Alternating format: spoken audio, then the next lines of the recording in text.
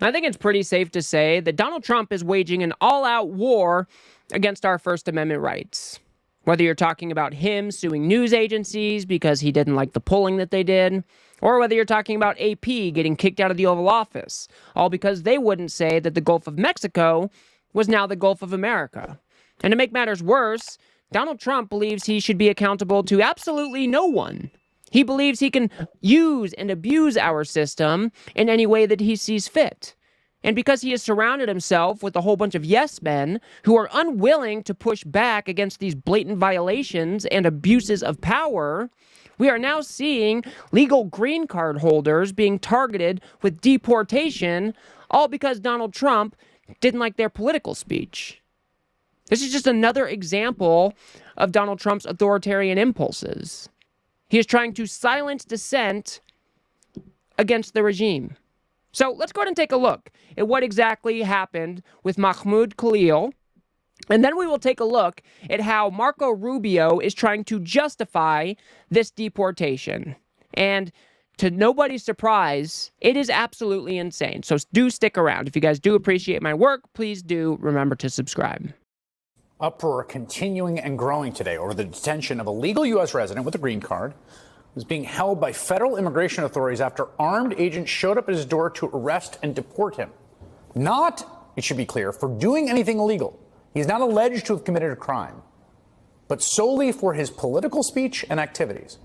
Mahmoud Khalil is a recent graduate student at Columbia University who made speeches and negotiated on behalf of pro-Palestinian protesters at the school last year.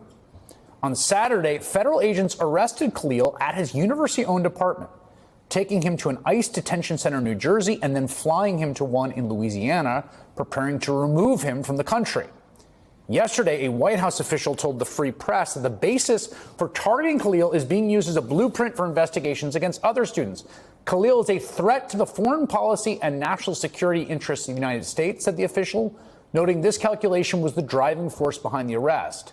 The allegation here is not that he was breaking the law, said the official. That's literally the basis for arresting and trying to deport Khalil, a guy who is, we should note, married to an American citizen who happens to be 8 months pregnant. As David Cole, Georgetown law professor, former ACLU legal director, recently put it, the First Amendment does not distinguish between citizens and non-citizens. It applies to everyone. Yeah, that's right. The First Amendment is supposed to apply to everyone. But now you have a legal permanent resident of the United States who has pro-Palestinian views, and now he is being targeted with deportation, and they aren't even accusing him of a crime. Just think of how insane that is. He's not being accused of a crime. He's not being accused of any illicit activity. And they're rounding him up to ship him out of the country, all because he has some pro-Palestinian beliefs. The Trump administration itself said that we are not accusing him of a crime. So what are we doing here, folks? So now, if you espouse pro-Palestinian views and you are a green holder instead of a citizen, the Trump administration can just round you up and get you out of the country? This is dangerous, dangerous territory, folks. Now, I might not agree with everything that this dude says, but we have a First Amendment for a reason. And unless he is inciting violence, unless he is making threats, his First Amendment rights should be protected. But the Trump administration is saying, nope, not for you. And in fact, we are using you as a blueprint to do this to other people. Again, dangerous, dangerous territory. I want you guys to check out this arrest video. Because just imagine you're sitting at home, you've committed no crimes, you've broken no laws, and then you've got unmarked police officers rolling up to your house and arresting you for what? Your pro-Palestinian views. You're going to be under arrest. So turn around. Okay, Stop let's resisting. not. Stop resisting. Okay, he's not resisting. He's giving me his phone. Okay, he's not. I understand. He's not resisting. Put your arm Like, There's no use for this. Don't worry about it. You're going to have to come with us. Don't worry. I'm coming with you. No way. No one's resisting, no one's getting worked up. You guys really don't need to be doing all of that. It's fine. حبيبي كيف بدي اتصل فيك؟ Take Amy. Call Amy. She'll be Okay. Hi, Amy. Yeah, they just like handcuffed him and took him. I don't know what to do.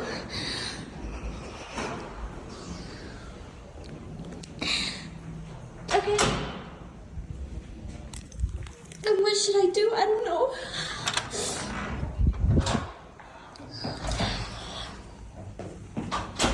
Nor.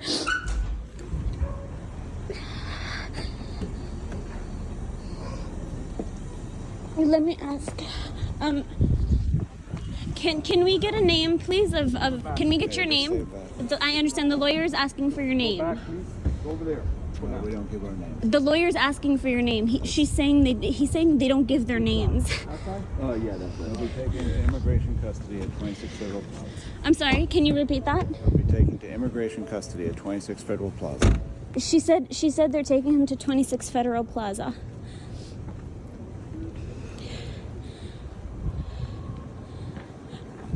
Can you please specify what agency is taking him, please? Excuse me. They're not talking to me. I don't know. I don't know. Excuse me. The lawyer would like to speak to somebody. Oh my God, they're literally like running away from me. That is absolutely terrifying. The woman who is recording is 8.5 months pregnant, I believe. That is Mahmoud Khalil's wife. And they are plainclothes. They're in unmarked cars. They're not giving their names. They're not giving the agency that is making the arrest. Instead, they're just kind of black bagging him and taking him off, saying, oh, he might be at this immigration facility. It turns out that ICE later flew him to Louisiana without telling anybody. Nobody could locate him for quite some time. This is being used as an intimidation tactic by the Trump administration. Khalil is not accused of participating in any riots. He's not participating in any violence. He's not being accused of a crime. But yet, he's being rounded up, Gestapo style, from New York all the way down to Louisiana. This is not okay, folks. This is not okay. The First Amendment is supposed to protect the speech that you disagree with, the speech that you don't like. And just imagine if this were flipped on its head, flipped the other way. What if Jordan Peterson came into the country and Biden had him arrested and removed? And then when the Trump administration gave an interview to NPR, just listen to this rationalization, or lack thereof, for making this arrest. He's a legal permanent resident. I have to keep insisting on it. He is a legal permanent resident. So what is the standard? Is any criticism of the Israeli government a deportable offense? Like I said, I think that at this point, when he was entered into the country on a student visa, at any point we can go through and evaluate what his status is, and the Secretary of State is any criticism of the United States government a deportable offense? Like I said, if you go through the process and you're a student and you're here on a visa and you go through at any point, is any criticism of the government a deportable offense? So, let me get this straight. They're not accusing him of any crime. They're pretty much just saying, well, he came here on a student visa, he's here on a green card, and therefore, he doesn't have any rights. That's pretty much what the Trump administration is saying here, because our First Amendment is supposed to protect even those who are non-citizens. That means people who are green card holders, who are here legally, permanent residents, they are also protected by our First Amendment. But the Trump administration is throwing all of that out the window. They're saying if we disagree with some of your political views, we have the authority to go ahead and just round you up and get you out of the country. And when Marco Rubio was asked to substantiate any of this terrorism support that they broadly claim, obviously, he wasn't able to. Can you substantiate any form of material support for terrorism, specifically to Hamas, from this Columbia student? Or was it simply that he was espousing a controversial political point of view? Well, not just the student. We're going to do more. In fact, every day now we're approving visa revocations, and if that visa led to a green card, the green card process as well. And here's why. It's very simple. When you apply to enter the United States and you get a visa, you are a guest. And you're coming as a student, you're coming as a tourist, or what have you. And in it, you have to make certain assertions. And if you tell us when you apply for a visa, I'm coming to the U.S. to participate in pro-Hamas events, that runs counter to the foreign policy interest of the United States of America. It's that simple. So you lied. You came. If you had told us that you were going to do that, we never would have given you the visa. Now you're here. Now you do it. So you lied to us. You're out. It's that simple. But it's is that there straightforward. Being involved in pro-Palestinian protests is not the same thing as being a Hamas supporter. And to conflate those two is just disingenuous. This is what the Trump administration has been doing all over the country. They pretend that we are being invaded by undocumented immigrants so they can justify using war powers to start rounding up immigrants to deport. Now they're saying, oh, well, if you were involved in pro-Palestinian protests, well, that means that you are a terrorism supporter by supporting Hamas. These people are disgusting. This is so un-American. And Marco Rubio should absolutely know better. Instead of standing up for the First Amendment, he is saying, no, we're going to do this to more people. Hell yeah, we are.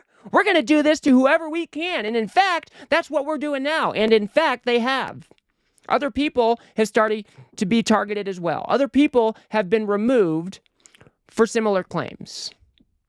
So he is then asked again whether or not he can actually substantiate whether or not this kid was involved in any material support for Hamas.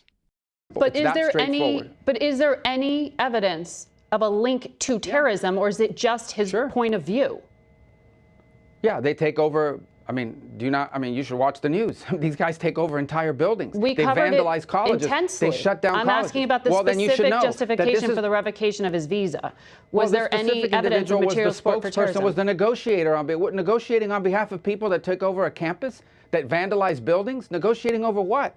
That's a crime in and of itself, that they're involved in being the negotiator, the spokesperson, this, that, the other. We don't want it. We don't need these people in our country. We never should have allowed them in the first place. If he had told us, I'm going over there, and I'm going over there to become the spokesperson and one of the leaders of a movement that's going to turn one of your allegedly elite colleges upside down, people can't even go to school, library buildings being vandalized, we never would have let him in. We never would have let him in to begin with. And now that he's doing it and he's here, he's going to leave, and so are others, and we're going to keep doing it. And by the way, I find it ironic that a lot of these people out there defending the First Amendment speech, alleged free speech rights of these Hamas sympathizers, they had no problem, pressuring social media to censor American political speech.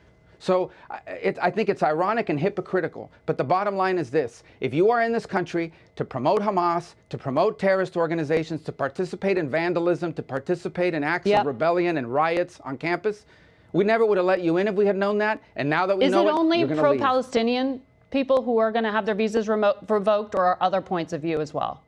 No, I think anybody who's here in favor. Look, we want to get rid of Tren de Agua gang members. They're terrorists too. The president designated them, asked me to designate, and I did, as a terrorist organization. We want to get rid of them as well. We don't want terrorists in America. So the government is not accusing Mahmoud Khalil of being involved in those riots. He wasn't involved in taking over those buildings. That is not what the government or the Trump administration is alleging. Instead, he sounds like he was the peacemaker if he was trying to negotiate between the students and the faculty. If anything, this is the type of guy you would want to stay because you have not been able to prove at all that he was engaged in any violence. I mean, I'm just dumbfounded. Marco Rubio should know better. Every single one of them should know better. They're basically saying that if you support Palestinians, that you are somehow anti-Israel and pro-Hamas without providing any substantial evidence of that actually being the case. And they conflate all of these terms on purpose so it sounds good to their base that they are violating somebody else's rights to remove them from the country. We are living in the upside down, folks. The Trump administration claimed he was going to be the free speech warrior. They were going to look out for the First Amendment. But instead, this is a blatant violation from the government trying to deport a student who has not been accused of any illicit activity or wrongdoing. They are using this as a way to intimidate. They are trying to silence dissent of the regime. And if you are pro-Palestine, pro-Palestinians, well, they are viewing that as anti-MAGA, anti-Israel, anti-Trump. And so now they are targeting these people for removal from this country because Donald Trump thinks he's a king. I will leave it there for now, guys. If you got anything out of this video, please remember to smash that like button and subscribe. Maybe share with a friend or two. I'd very much appreciate that. We've got to build something here on the left that can adequately push back against this right-wing media ecosystem that just shovels shit for Donald Trump every single day. I haven't seen any of them push back against this illegal detention of Mahmoud Khalil. So if you do appreciate the work I do here, please do remember to subscribe. If you want to see how the Republican Party is just pretty much telling their voters to sit down, shut up, we know what is best for you, go ahead and watch that video on the screen now. Otherwise, I'll see you guys on the next one.